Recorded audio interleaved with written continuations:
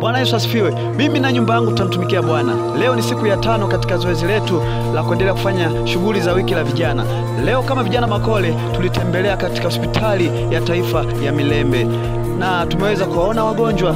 Kitu kimoja nilichojifunza, kila mtu ana tatizo la akili.